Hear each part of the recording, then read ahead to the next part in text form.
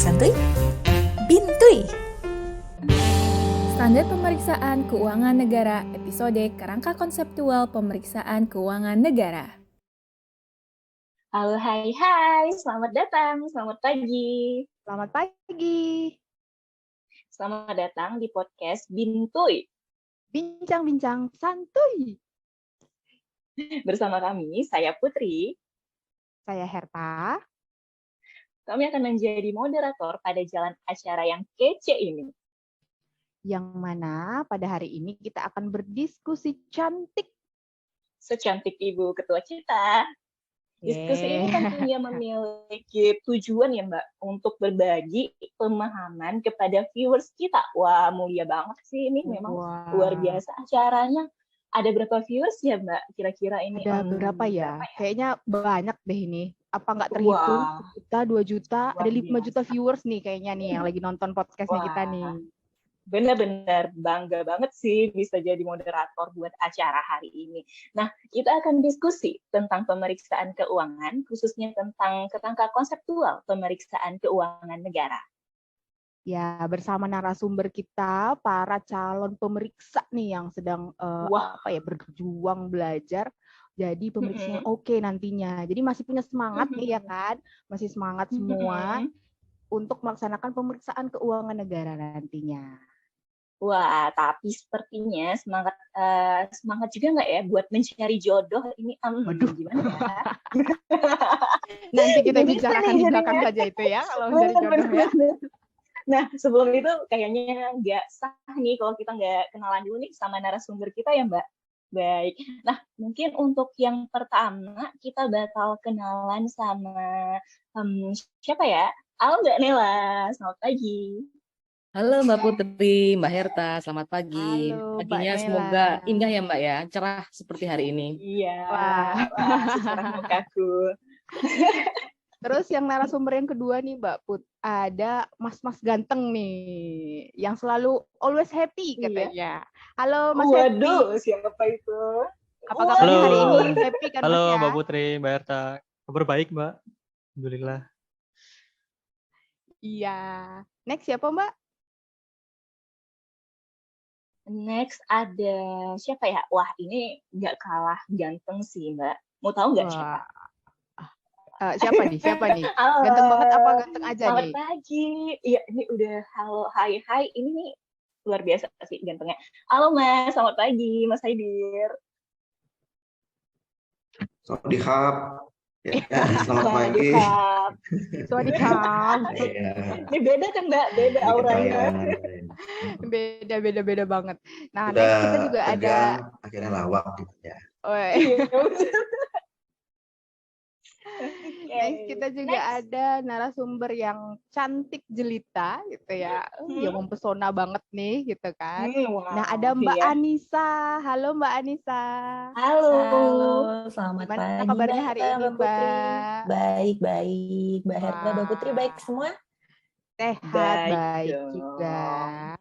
Iya, benar. Next, kita lanjut buat satu mbak-mbak juga ini yang kalem banget. Auranya itu luar biasa banget sih Mbak ini. Mau kenalan nggak sama yang satu ini? Nah, di sini tuh ada Mbak Nisa. Hai. Kok Mbak Nisa lagi sih? Nggak move on nih dari Mbak Nisa. Kayaknya Mbak Putri ini Masih pengen ngobrol sama kecantikannya Mbak Anissa nih. Jadi teringat-ingat terus namanya. Dulu bisa bersalah nih sama Mbak satunya lagi. Enggak, tenang. Ini tuh yang paling kalem, yang paling luar biasa ya. Wah, kita perkenalkan. Halo Mbak Tika. Hai. Aduh, mau banget nih. Halo Mbak Tika. Ya udah dimaafin Mbak Putri, nggak apa-apa. Masih pagi dong. Jadi nggak konsen nih gimana ya Mbak? Oke, narasumber kita yang terakhir biar nggak salah sebut lagi. Jadi aku panggil langsung ya. Ada Mbak Arinta Ayu, yang Ayunya kayaknya nggak ada yang bisa ngalahin deh Ayunya di Mbak Arinta. Halo Mbak Arinta, selamat pagi. Halo Mbak Herta, Mbak Putri, apa kabar? Baik. Wah, nah setelah kita terkenal gini, selanjutnya kita mungkin sudah berkenalan dengan narasumber kita, dan jika kita lihat nih narasumber kita nih benar-benar semangat banget ya, karena sudah pagi nih, pasti semangat paginya itu juga luar biasa sih di pagi hari ini. Nah, untuk membagikan pemahaman buat viewers kita, mungkin nggak usah lama-lama lagi. Nah, kan udah mulai belibet nih, masih pagi, belum pemanasan kali ya. Nah, mungkin kita langsung aja kali ya buat nanya langsung pertanyaan kepada narasumber kita. Nah, untuk yang pertama kali mungkin saya akan bertanya kepada Mbak Nela. Halo Mbak, udah siap belum? Udah siap belum nih untuk menjawab pertanyaan-pertanyaan dari kita? Jeng jeng jeng. Siap, Mbak. Siap. Nah, untuk pertanyaan pertama nih, menurut Mbak Nela, bagaimana sih kerangka konseptual dalam standar pemeriksaan keuangan negara ini, Mbak? Jadi gini ya Mbak Put, kerangka konseptual. Jadi di dalam SPKN itu ada yang namanya kerangka konseptual. Nah, sebetulnya kalau kita telusur lagi, si SPKN ini lahirnya dari mana sih gitu kan? Nah, itu kan karena memang dari amanah undang-undang untuk terhadap tugas BPK, yaitu untuk sebagai pemeriksa tanggung jawab dan pengelolaan keuangan negara, seperti itu kan. Nah, oleh karena itu kita juga harus tahu nih, sebetulnya NKRI ini dibentuk tujuannya apaan sih gitu kan. Nah, di SPKN juga disebutkan bahwa NKRI ini disebut dengan tujuan untuk melindungi segenap bangsa Indonesia dan seluruh tumpah darah Indonesia, memajukan kesejahteraan umum, mencerdaskan kehidupan bangsa, dan ikut melaksanakan ketertiban dunia yang berdasarkan kemerdekaan, perdamaian abadi, dan keadilan sosial. Itu juga termaktub juga dalam Undang-Undang 45. Nah, kemudian kalau dalam SPKN kita kan melihat ya, di situ ada namanya juga standar pemeriksaan keuangan negara. Kita harus tahu juga keuangan negara itu apa. Keuangan negara ini juga diamanahkan sendiri dalam undang-undangnya, yaitu Undang-Undang Nomor 17 Tahun 2003, yaitu Undang-Undang tentang Keuangan Negara. Nah, di situ di pasal 2 dengan jelas juga diterangkan mana-mana saja yang termasuk dalam keuangan negara, yang itu kemudian menjadi tanggung jawab yang kemudian itu menjadi sesuatu yang diatur dalam standar pemeriksaan keuangan negara, seperti itu. Setidaknya ada 8 ya yang termasuk dalam keuangan negara, itu ya termasuk hak negara untuk memungut pajak, mengeluarkan dan mengedarkan uang, dan juga melakukan pinjaman. Terus kemudian juga ada kewajiban negara ini untuk menyelenggarakan tugas layanan umum pemerintah negara dan membayar tagihan pihak ketiga gitu kan. Kalau kita kemarin sempat belajar, kita dengar yang namanya BLU, BLUD, seperti itu biasanya rumah sakit daerah, rumah sakit kayak RSCM gitu kalau yang di pusat, seperti itu.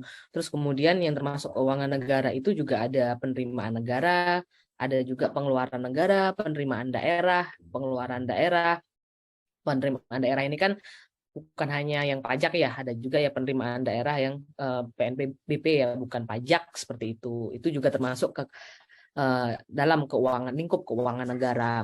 Terus juga ada Mbak Putri dan Mbak Herta ya, ini juga keuangan negara ini di dalamnya juga ada yang namanya kekayaan negara maupun daerah ya, yang itu dikelola sendiri atau oleh pihak lain. Nah, ini berupa di situ ada yang namanya uang, ada surat berharga, ada juga piutang barang gitu, dan hal-hal lain itu yang dapat dinilai dengan uang. Nah, itu termasuk kekayaan yang dipisahkan pada perusahaan negara atau perusahaan daerah. Nah, ini biasanya kayak BUMN, BUMD gitu, PDAM, itu termasuk dalam lingkup keuangan negara. Terus kemudian juga ada keuangan negara itu kekayaan pihak lain yang dikuasai oleh pemerintah dalam rangka penyelenggaraan tugas pemerintah dan atau kepentingan umum. Nah, yang terakhir ini kekayaan pihak lain yang diperoleh dengan menggunakan fasilitas yang diberikan pemerintah.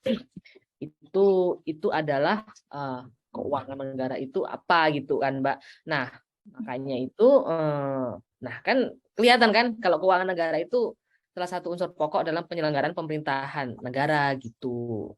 Nah, oleh karena itu untuk memeriksa pengelolaan dan tanggung jawab keuangan negara ini dibentuklah satu BPK gitu kan, yang bebas dan mandiri. Nah, itu juga amanah konstitusi langsung, Mbak. di pasal 23 gitu. Dari situ juga BPK tugasnya ada 3 jenis pemeriksaan juga kan, ada pemeriksaan keuangan, pemeriksaan dengan kinerja, pemeriksaan dengan tujuan tertentu. Nah, oleh karena itu si BPK ini melaksanakan pemeriksaan ini harus ada standar. Nah, standarnya si SPKN ini gitu kan. Nah, ini baru standar. Setelah pemeriksaan nanti kan ada beberapa petunjuk teknis dan petunjuk pelaksanaan, terus kemudian juga ada pedoman manajemen. Nah, itu secara konseptual SPKN ini dalam pemeriksaan. Jadi seperti itu Mbak Putri dan Mbak Herta. Wah, penjelasan ini masih pertanyaan pemanasan, tapi penjelasannya udah cukup bagus dan komprehensif sekali ya Mbak Putri ya. Benar. Tapi saya jadi penasaran nih, sebenarnya apa sih tujuan kerangka konseptualnya itu? Jadi Mbak, tujuannya sih apa sih bikin kerangka konseptual seperti itu? Siap. Jadi gini Mbak, jadi kan tadi kan jadi BPK itu meriksa itu ada standarnya. Nah, disusun juga penyusunan standar ini juga punya acuan. Nah, si kerangka konseptual ini adalah acuan dalam penyusunan standar pemeriksaan itu. Nah, jadi kerangka konseptual ini juga punya tujuan. Tujuannya itu ada beberapa Mbak di SPKN juga ada secara terang ya disebutkan bahwa kerangka konseptual ini sebagai acuan. Nah, acuan bagi bagi BPK, pemeriksa, aparat pengawas internal pemerintah atau yang sering kita sebut dengan APIP ya. Ini dalam melaksanakan audit kinerja dan audit dengan tujuan tertentu, serta ini juga sebagai acuan bagi akuntan publik yang melaksanakan pemeriksaan keuangan negara berdasarkan ketentuan peraturan perundang-undangan. Jadi kalau kita lihat yang pertama ini acuan bagi pihak yang memeriksa gitu. Terus kemudian yang kedua dia ini sebagai acuan bagi penyusun standar pemeriksaan itu. Nah, standar pemeriksaan itu kan ya ada SPKN itu. Nah, kerangka konseptual ini jadi acuan dalam penyusunan standar pemeriksaan. Nah, bagi penyusunnya. Terus kemudian yang terakhir kerangka konseptual ini juga bertujuan untuk sebagai acuan bagi pengguna LHP atau laporan hasil pemeriksaan BPK dan juga pihak-pihak lain yang berkaitan dengan standar pemeriksaan atau pemeriksaan pengelolaan dan tanggung jawab keuangan negara. Jadi ada 3 tujuan itu Mbak. Tujuan itu untuk acuan bagi 3 pihak tadi itu. Gitu Mbak Herta dan Mbak Putri. Makin paham kita ya Mbak Putri ya. Benar, udah tahu tujuannya ya. Jadi gini, dalam kerangka konseptual itu ya Mbak, itu yang saya tahu tuh ada 5 ruang lingkupnya. Iya nggak ya? Dia salah kan ya. Nah, bisa nggak sih Mbak Nela nih jelasin atau mungkin disebutin nih apa-apa aja sih ruang lingkup yang dimaksud dalam kerangka konseptual ini Mbak? Baik Mbak. Jadi kerangka konseptual ini kan ada beberapa lingkup ya, atau kerangka konseptual ini meliputi 5 hal. Yang pertama, gambaran umum pemeriksaan keuangan negara. Yang kedua, unsur-unsur pemeriksaan keuangan negara. Yang ketiga, yaitu adalah prinsip-prinsip pemeriksaan keuangan negara.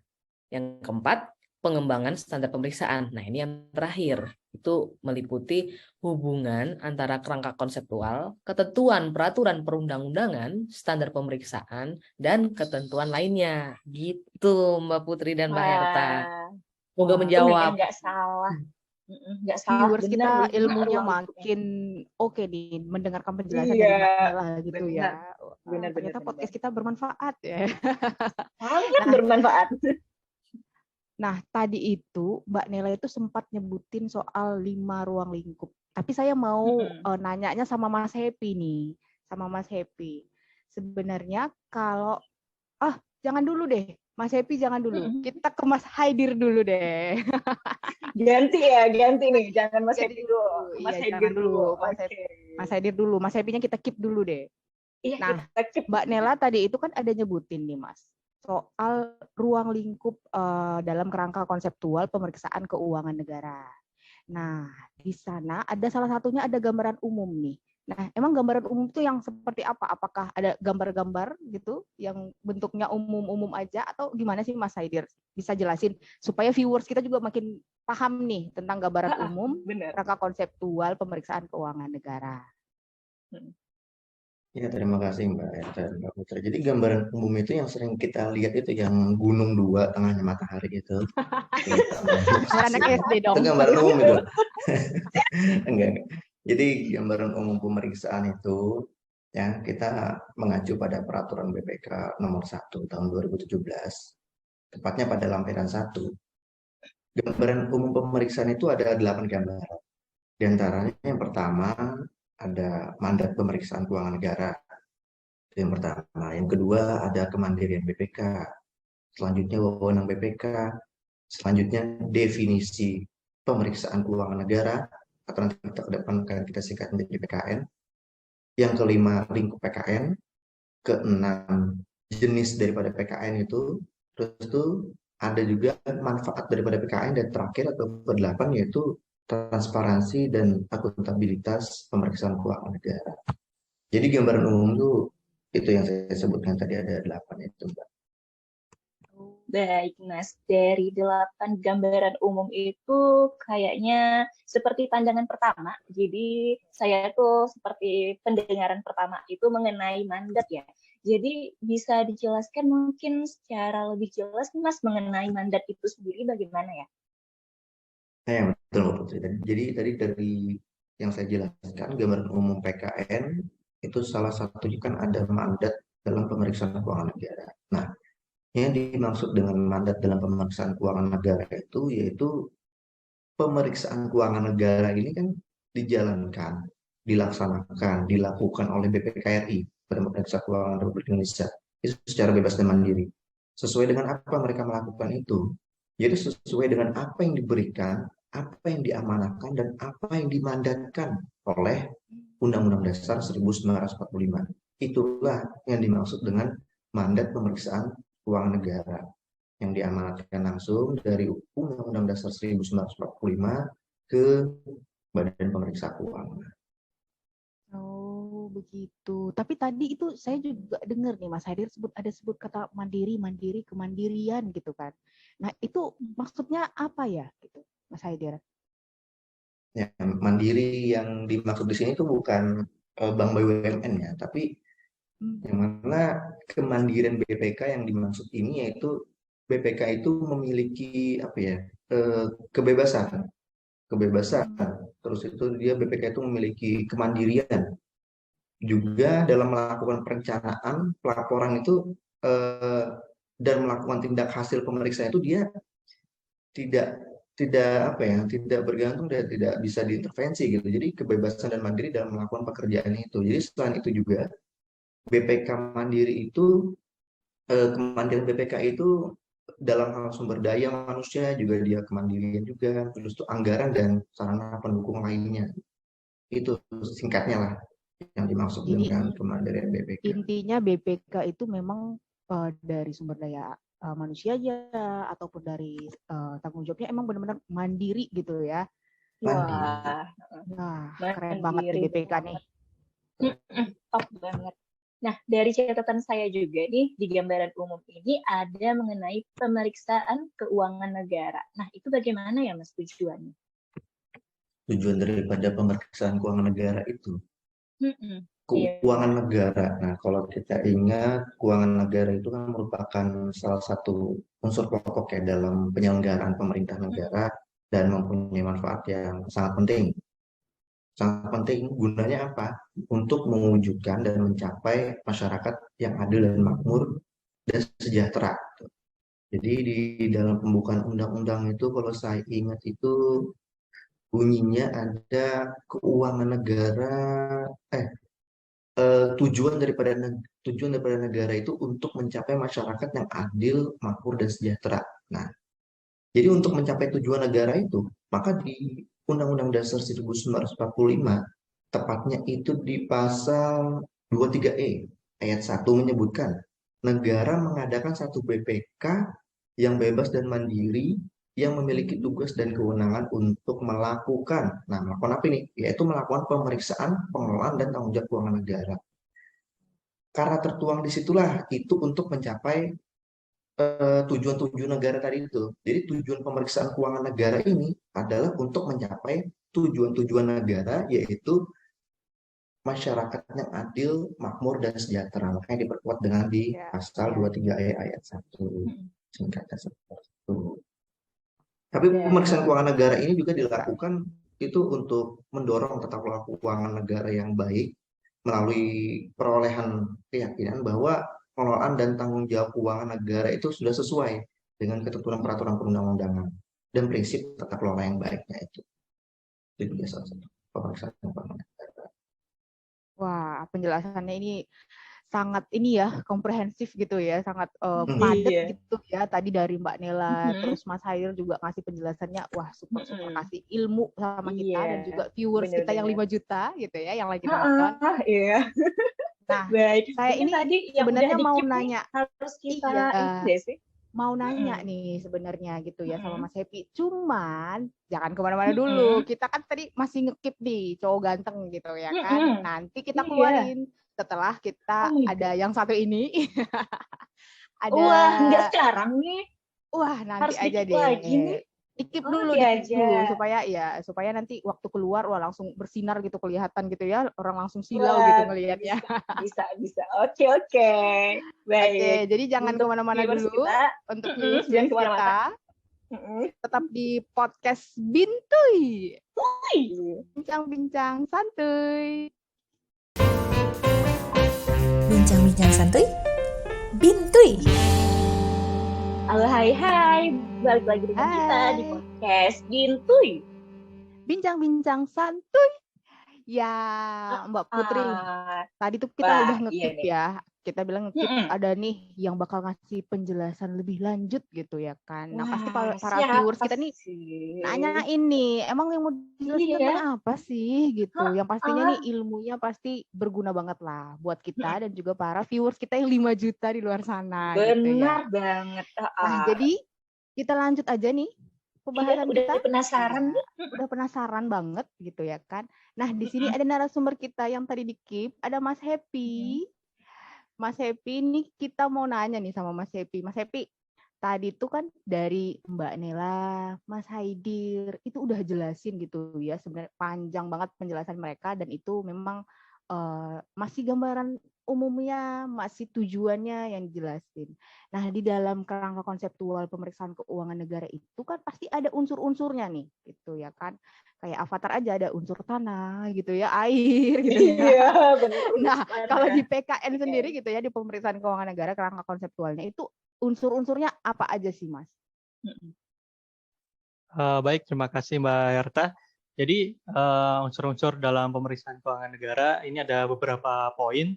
Jadi yang pertama terkait hubungan 3 pihak, kemudian yang kedua hal pokok atau subject matter dan informasi hal pokok atau subject matter information, kemudian yang ketiga kriteria pemeriksaan, keempat bukti pemeriksaan, kelima laporan hasil pemeriksaan, dan yang terakhir pemantauan tidak lanjut hasil pemeriksaan. Kurang lebih seperti itu Mbak Herta.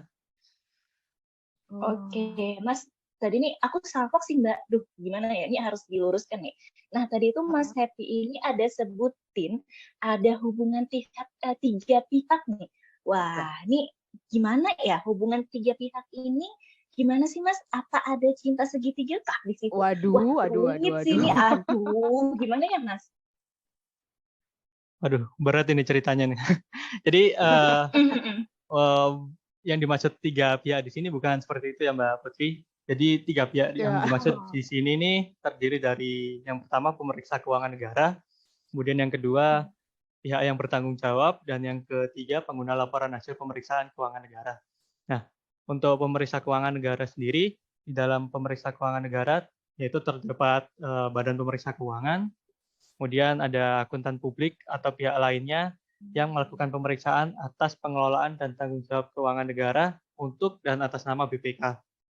Kemudian ada akuntan publik yang melakukan pemeriksaan keuangan negara berdasarkan ketentuan undang-undang, dan yang terakhir yaitu aparat pengawasan internal pemerintah atau APIP seperti BPKP dan Inspektorat.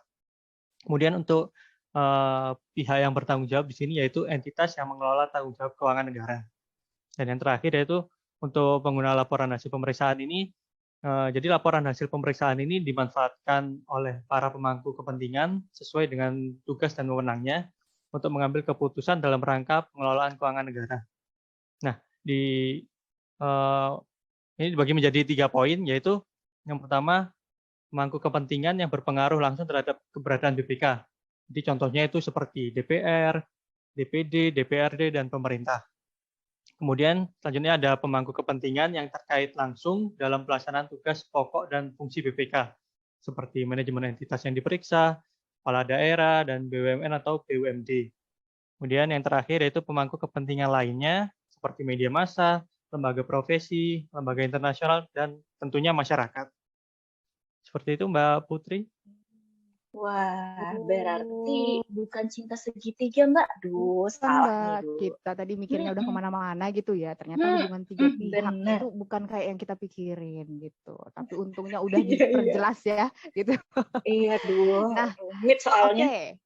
Tadi itu Mas Happy ada sempat nyebutin gitu ya unsur dari PKN gitu ya, pemeriksaan pengelolaan keuangan ini itu salah satunya ada hal pokok dan informasi hal pokok.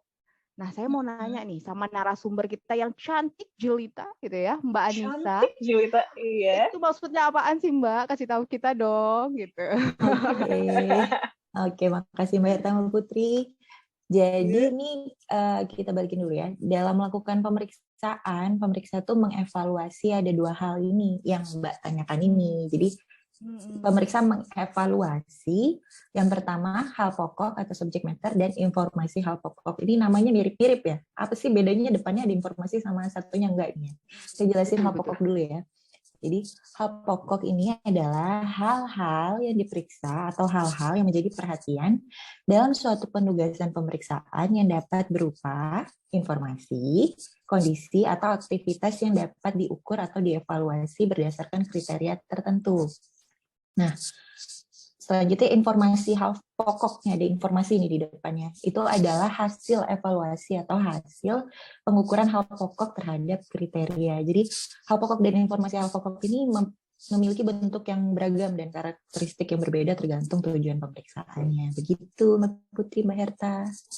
Begitu. Oh, begitu. Namanya hampir sama-sama, tapi isinya beda. Gitu. Nah, di situ tuh terdapat juga unsur penting pemeriksaan. Nah, unsur ini terdiri dari apa aja ya, Mbak? Nah, kalau unsur penting pemeriksaan ini juga sama nih, ada 2 hal yang penting ya di sini. Yang pertama itu ada bukti audit yang merupakan representasi dari kondisi dan kriteria pemeriksaan. Ini mau dijelasin nggak nih? Jelasin dong. Jelasin dong. Viewers kita pasti penasaran nih. Oh, penasaran ya. Oke. Jadi ini sebenarnya dua ini tuh berkaitan ya. Jadi mungkin saya kasih bukti pemeriksaan dulu ya. Pengertiannya tuh adalah informasi yang digunakan oleh pemeriksa dalam menentukan kesesuaian hak pokok dengan kriteria pemeriksaan. Nah, di sini ada kata-kata kriteria pemeriksaan kan.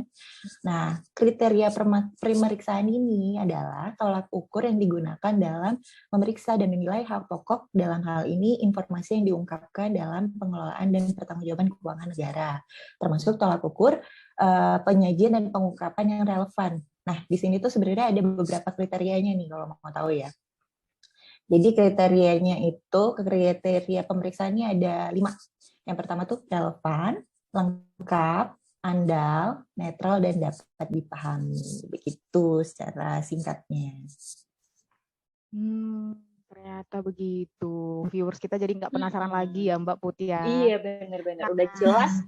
Bener, udah jelas banget nih unsur-unsurnya apa aja udah dijelasin juga sama Mas Happy, dijelasin juga sama Mbak Anissa. Nah, terus di dalam ini juga PKN itu juga pasti ada prinsip-prinsipnya nih kan Mbak Put ya.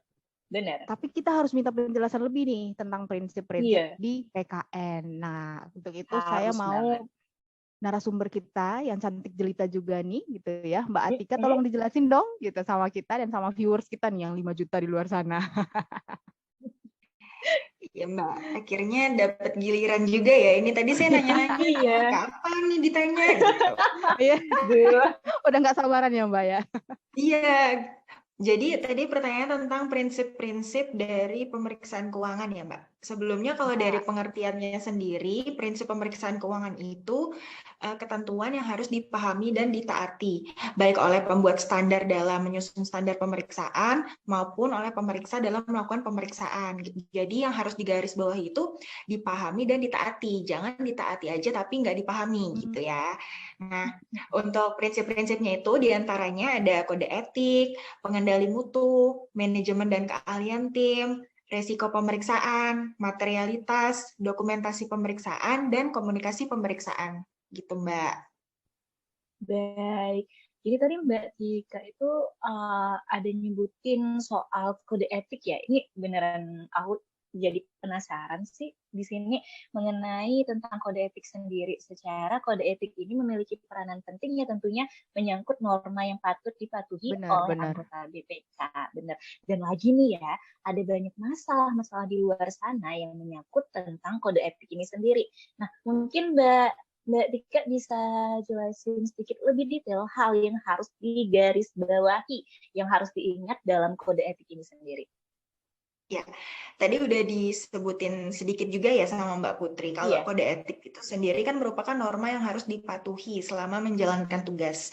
Misalnya, kalau dalam BPK, kode etiknya itu berarti norma yang harus dipatuhi oleh setiap anggota BPK dan pemeriksa keuangan negara dalam menjalankan tugasnya untuk menjaga martabat, kehormatan, citra, dan kredibilitas BPK.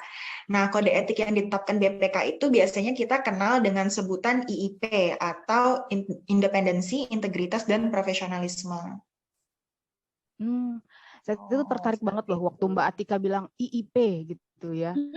Independensi, integritas, profesionalisme. Tertarik banget nih. Contohnya itu apa sih Mbak? Contoh IIP?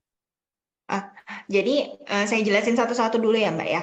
Kalau yang pertama independensi. Jadi independensi itu kan artinya sikap yang tidak memihak kepada siapapun dan tidak dipengaruhi oleh siapapun. Nah, mirip-mirip nih sama yang dijelasin Mas Haidir di awal tadi yang mandiri-mandiri itu. Nah, kalau secara teori sendiri independensi itu dibagi menjadi dua, independence in fact dan in appearance. Yang pertama, independence in fact atau bahasa Indonesianya nih independensi dalam pikiran atau ada juga yang mengartikan independensi dalam fakta gitu. Artinya itu tidak terlihat dari luar dan tidak dapat diukur. Kenapa? Karena terletak dari dalam diri auditor itu sendiri yang tergambar dari keteguhan yang dimiliki, diyakini, dan dijalani oleh auditor dalam melakukan audit. Contohnya ketika auditor tersebut melaksanakan pemeriksaan secara yang sesuai dengan kode etik, atau misalnya prosedur opini yang dihasilkan sama auditor itu sesuai dengan kondisi yang sesungguhnya. Nah, yang kedua tadi, independence in appearance, atau bahasa Indonesianya itu independensi dalam penampilan, artinya bisa dilihat di luar, terlihat dari luar, atau dapat dinilai sama pihak lain. Contohnya saat seorang auditor memutuskan untuk menerima tawaran untuk melakukan audit terhadap suatu perusahaan atau instansi di mana ada keluarganya nih yang kerja di situ. Nah, biar hasil auditnya tidak bias, jadi dia bisa menjaga independensinya dengan menolak tawaran tersebut. Yang kedua tadi dari IIP itu ada integritas. Integritas itu artinya menjunjung tinggi kebenaran dengan memiliki sikap jujur, objektif, dan tegas dalam menerapkan prinsip, nilai, dan keputusan. Contohnya, misalnya tidak menerima segala bentuk gratifikasi, suap, maupun tanda terima kasih dari auditi dalam menjalankan tugas memeriksa keuangan negara. Yang terakhir adalah profesionalisme. Nah, kalau profesionalisme ini berarti memiliki kemampuan dan keahlian dalam menjalankan tugas yang disertai dengan kehati-hatian, ketelitian, kecermatan, dan juga berpedoman pada aturan yang berlaku. Nah, kalau contohnya itu sama seperti pengertiannya. Jadi dalam melakukan pemeriksaan itu harus sesuai dengan prosedur, standar, dan ketentuan perundang-undangan yang berlaku. Gitu, Mbak. Benar sekali. Berarti yang harus kita ingat di sini Mbak IIP gitu. Benar, IIP gitu ya, harus diingat-ingat tuh. Iya benar. Nah, selanjutnya nih berdasarkan penjelasan yang cukup panjang tadi ya mengenai kerangka konseptual dalam SPKN, tentu kita juga harus tahu nih mengenai pengembangan standar pemeriksaan ini apa aja sih? Mungkin kita bisa minta penjelasan dari Mbak Arinta. Oke, Mbak. Jadi pengembangan standar pemeriksaan itu terdiri dari prosedur penyusunan standar, revisi standar, sama interpretasi standar. Jadi penyusunan standar pemeriksaan itu dilakukan berdasarkan acuan kerangka konseptual yang dijelaskan tadi. Nah, langkah-langkah penyusunan standar pemeriksaan itu terdiri dari pengidentifikasian topik atau masalahnya, terus ada riset terbatas, kemudian kita melakukan penulisan, terus peluncuran exposure, terus dengar pendapat exposure, pembahasan tanggapan, dan masukan atas exposure. Kemudian ada konsultasi atas draft dan standar dengan pemerintah. Kemudian ada finalisasi serta penerapan standar. Nah, setelah itu ada namanya tadi revisi standar, yaitu merupakan revisi mayor dan revisi minor atas standar pemeriksaan. Kemudian ada prosedur. Nah, ini adalah interpretasi standar pemeriksaan yang berupa penjelasan, klarifikasi, dan uraian lebih lanjut atas standar pemeriksaan. Dan ini ditetapkan lebih lanjut oleh BPK itu sendiri. Namun peninjauan kembali standar pemeriksaan itu perlu dilakukan lagi jika terdapat adanya perubahan di dalam lingkungan pemeriksaan keuangan negara. Nah, selanjutnya ada pengembangan standar itu sendiri harus mempertimbangkan perkembangan standar yang ada di lingkungan profesi secara nasional maupun internasional. Proses pengembangan standar pemeriksaan itu mencakup langkah-langkah yang perlu ditempuh secara cermat atau namanya due process agar menghasilkan standar pemeriksaan yang diterima secara umum. Kemudian langkah-langkah tersebut antara lain kita melakukan konsultasi dengan pemerintah, melakukan organisasi profesi di bidang pemeriksaan, dan mempertimbangkan standar pemeriksaan internasional. Seperti itu, Mbak. Wah, penjelasannya sangat jelas sekali ini ya. Tapi saya masih penasaran nih sebenarnya nih sama Mbak Arinta juga nih, tolong nih bisa dijelasin gitu ya sama kita. Itu tuh tadi tuh saya dengar tuh ada udah kita bahas nih ya tentang kerangka konseptualnya seperti apa. Lalu tadi ada juga tentang ketentuan perundang-undangannya seperti apa. Mbak Atika juga udah jelasin tentang standar pemeriksaan seperti apa dan ketentuan lain. Itu hubungannya apa nih, Mbak? Di antara mereka ini semua ada hubungan, bukan cinta segitiga tapi kan ini ya. Ada hubungan nggak, Mbak, mereka ini? Enggak, Mbak. Jadi saya luruskan lagi ya. Jadi sebenarnya kerangka konseptual itu tidak menggantikan ketentuan peraturan perundangan-undangan yang ada di Indonesia. Jadi kerangka konseptual itu tidak menetapkan ketentuan dan prosedur pemeriksaan. Nah, ketentuan dan prosedur tersebut akan diatur dalam standar pemeriksaan yang dikembangkan dengan mengacu pada kerangka konseptual tadi. Dan ini tidak bertentangan dengan ketentuan peraturan perundang-undangan. Selain itu, standar pemeriksaan BPK harus menerbitkan kode etik standar pengendalian mutu sama ketentuan penggunaan pemeriksaan dari luar BPK. Selain itu, kita harus menentukan pemantauan tindak lanjut hasil pemeriksaan BPK dan ketentuan lainnya. Sebagai penjabaran dari standar yang tadi, kita harus menerbitkan petunjuk pelaksanaannya, petunjuk teknis pemeriksaannya, pedoman manajemen pemeriksaannya, dan ketentuan lain yang bersifat penjabarannya. Nah, peninjauan kembali kerangka konseptual itu perlu dilakukan dalam hal terjadi perubahan di lingkungan pemeriksaan keuangan negara. Seperti itu, Mbak. Ternyata seperti itu ya. hubungannya. Iya, ini penjelasannya kita ini udah tentang kerangka konseptual pemeriksaan keuangan negara ini udah benar-benar padat dan pastinya semua makin paham lah ya Mbak Putri. Nah, kalau boleh nih aku rangkum dikit nih dari awal kita perbincangan dan diskusi kita. Tadi kan kerangka konseptual pemeriksaan keuangan negara gitu kan, tujuannya itu sebagai acuan gitu. Kalau Mbak Nela bilang itu sebagai acuannya kita gitu. Nah, Mas Haidir juga jelasin tuh gambaran umumnya seperti apa, mandat BPK itu seperti apa, lalu BPK itu yang mandiri gitu ya. Lalu di situ juga dijelaskan bahwa ada jenis-jenis pemeriksaannya juga seperti apa, lingkupnya apa, manfaatnya juga apa gitu. Mas Happy dan Mbak Anissa juga jelasin nih unsur-unsur di dalam pemeriksaan keuangan negara yang hubungan tiga pihak tadi, bukan cinta segitiga, tapi ada pemeriksa pihak yang bertanggung jawab, pengguna LHP keuangan negara gitu ya. Lalu ada hal pokok dan informasi hal pokoknya, kriteria pemeriksaan, bukti pemeriksaan, laporan pemeriksaan dan pemantauan TLHP itu unsur-unsur di dalam PKN gitu ya, pemeriksaan keuangan negara. Saya sebut aja PKN gitu ya. Lalu tadi dijelasin juga nih ada prinsip-prinsip PKN, Ada kode etik, penilaian mutu, manajemen dan keahlian tim pemeriksa, resiko pemeriksaan, materialitas, dokumentasi pemeriksaan, dan komunikasi pemeriksaan. Yang tadi kita sebut di kode etik itu IIP gitu ya Mbak Put ya. IIP, Lalu iya benar. untuk pengembangan standar pemeriksaannya itu ada prosedurnya, penyusunan standarnya seperti apa, revisi standar dan interpretasi standarnya yang mempertimbangkan standar nasional dan internasional. Dan yang paling terakhir nih, yang paling penting, kalau kerangka konseptual itu tidak menggantikan ketentuan perundang-undangan di Indonesia. Jadi kita harus ingat itu. Iya, benar sekali. Jadi, so guys, kita udah sampai di penghujung bincang santuy. Ya, ini sebenarnya santuy tapi berisi banget loh ini Mbak Put ya. Iya, berbobot banget ya. Seru banget Atau sih. hanya kita ini saja yang tentunya. merasa santuy gitu ya.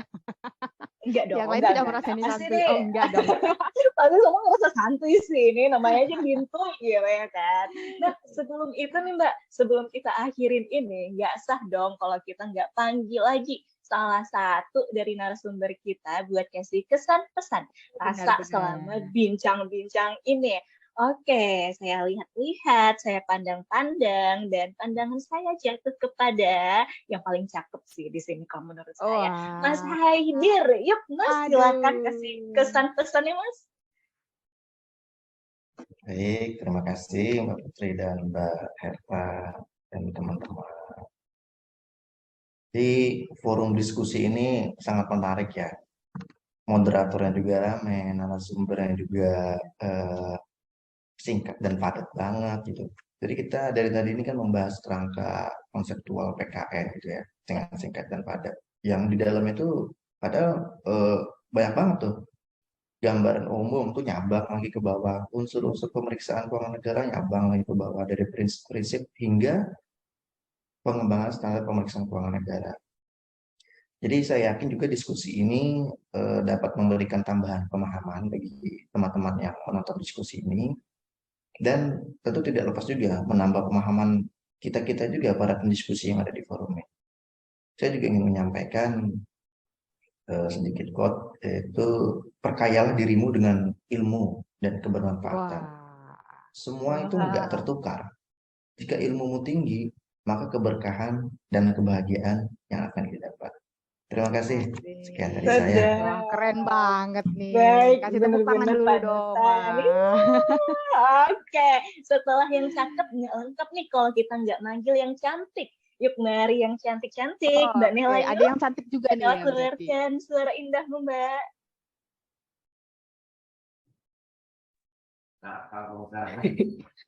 Aku ya? Iya dong. Terlalu terpukau dengan siapa tadi Mas Haidir, Mbak Putri dan Mbak Herta. Asik banget jadi sampai larut saya. Jadi kalau betul ya kata Mas Haidir tadi kan kita ini kan jadi sebetulnya kalau kita melihat SPKN itu kan ada 4 bab kalau nggak salah, kebetulan ini kerangka konseptual itu di lampiran pertama ya.